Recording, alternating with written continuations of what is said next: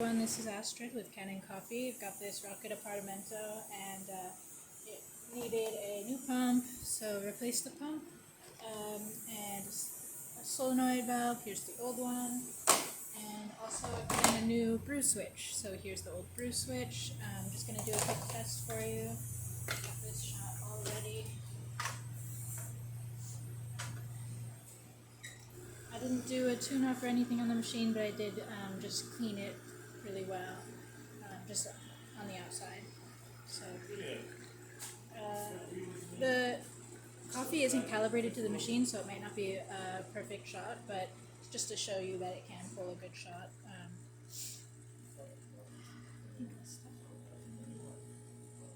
Just stop it right here. Okay,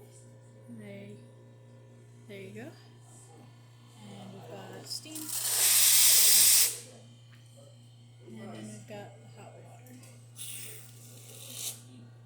Alright, if you like this video, please subscribe to the channel and hit the like button. Thanks for watching.